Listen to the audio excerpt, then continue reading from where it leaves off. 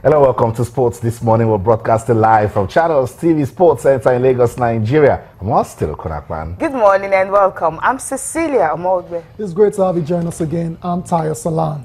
Okay, let's get started with this show. Yesterday we talked about the women's football, how we can actually develop it and make it more competitive. And today we'll definitely continue with that same agenda. What we're going to do today, we'll be talking with some of the coaches, some of the managers of the various clubs, how prepared they will be for the league when it will be starting on May 21st. So now you know we mean business with women's football. I'll continue to set the agenda right here on Channels TV. Let's go on with the show and talk about the UEFA Champions League. The race to the final is still wide open. Anyone can win it after Manchester City and Real Madrid played a goalless draw in the first leg of the semi-finals. We're expecting more action tonight in the UEFA Champions League. Yes, Austin, Cecilia, I don't know about you, but this game actually was a bit of an anticlimax for me. I mean, with all that attacking talent on parade, it still didn't live up to expectations. It had just B, no BC. Okay, yeah. What about Aguero and Silva, all of them are like if anyways, it's still goalless and anyone can still definitely win this one. Okay, from the Champions League we stay in England actually, and 27 years after the Hillsborough disaster in Sheffield, a jury has ruled that the 97 Liverpool fans who died were unlawfully killed, thereby overturning that initial verdict of accidental death. And it's incredible because it's been a long time coming. Yeah. 27 years after, Wow. You know what the families of the What I've victims gone may through. have failed and fails and all that, especially with the fact that I was listening to one of the victims' mother. She said she actually had two of her daughters, teenagers, actually died in that. She says when she heard the news that this was what happened, and she now went to the hospital, to see her girls, she was not allowed to see them because there was already reports that most of the people who died and got entrance into the stadium without tickets, and some of them were drunk. So they were with the corona and all that. So that pain of 27 years, not really knowing how our daughters died, kind of blaming them for what happened. Yeah, It's what she had to live with for 27 years. I think that's really Austin, if you still see the clips from back then, it's still horrific. I mean, it still sends shivers down my spine, and it's I don't know. The families have been vindicated because because initially the verdict said okay, it was because of the aggressiveness of the fans and their drunken behavior. That's what actually led to the crush. But now this latest inquest says no, that wasn't the case. It was because of a breach of duty of care on the part of the police and the ambulance service. That's right. So right now they're taking the blames for what happened, but it was just so long. The jury was very clear. It says that the police commanders had made mistakes in the build-up to the match and on the day itself. And you just see the nail right there. Yes. Justice at last for the fans, and they've been absolved of any role in causing, whatever problems happened on that day. Blaming them. The worst that has ever happened in the history of sports. Yeah, in Britain, it was a very sad day. And after this, the stadiums used to have metal terracing before. That all disappeared, and we started having all seats of stadiums and stuff like that, all because of this particular incident. I don't know. I mean, because the verdict is out, obviously, but the Crown Prosecution Service, they need to decide whether to pursue criminal charges, and they have until the end of the year and to actually, make that decision. That'll be against individuals or even corporate body. Yes. And when you mean corporate body, maybe you're talking about police and also surely everyone newspapers involved who actually carried, the story on the fact that the fans were to blame for that incident. I think there was actually one newspaper, Sun, they were not even allowed, into this particular inquest when the verdict was given because they said they actually sensationalized the whole story boards, and everything. Being used as stretchers. And it was just there were many, almost 100 people. How many were also injured? And this one, 10 actually died on the spot.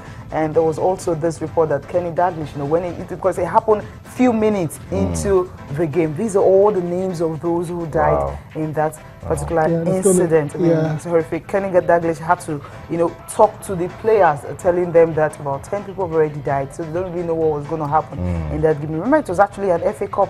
Yeah, it was a game. Semi-final between I think Nottingham Forest and Liverpool, yes, in and Sheffield. all Liverpool fans. Wow. Yeah, very sad. I don't get why opposition fans, when they get involved in these banters, they actually sing about this incident. It's not good at all. It's nothing funny. It shouldn't be used for banter at all.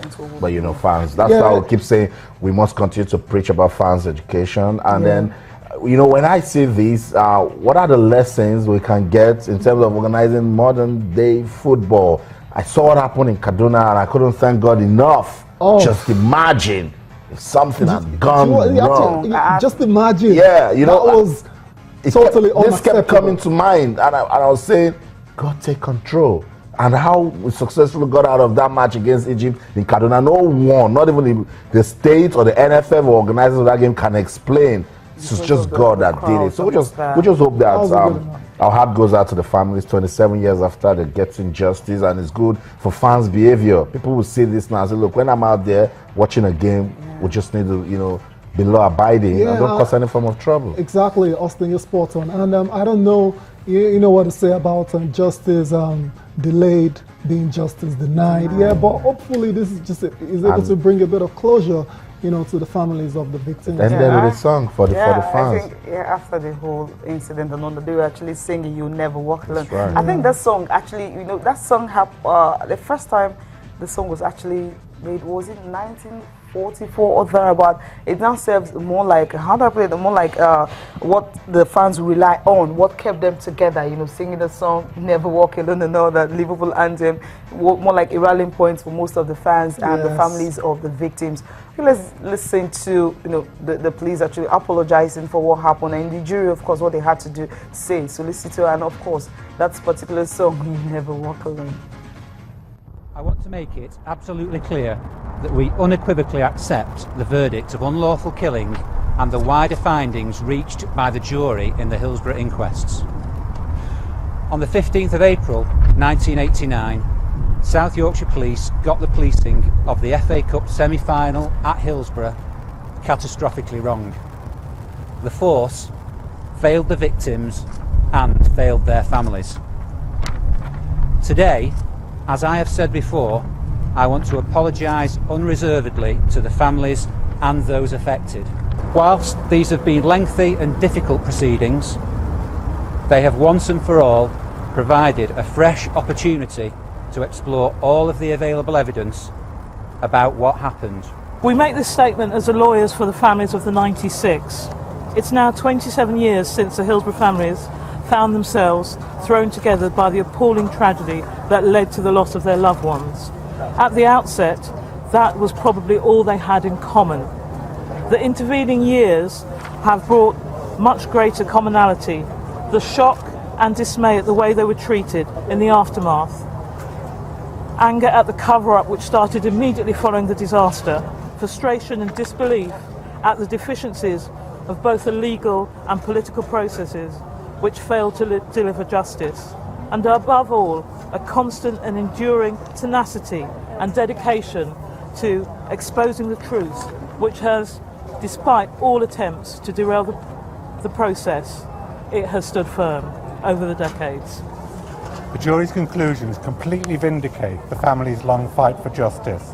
It is therefore all the more shameful that rather than focusing on the search for truth, and despite having made public apologies, the approach to the inquest taken by South Yorkshire Police and the Yorkshire Ambulance Service was to fight tooth and nail to avoid adverse findings by the jury. This turned the inquest into an adversarial battle that took twice as long as it should have done.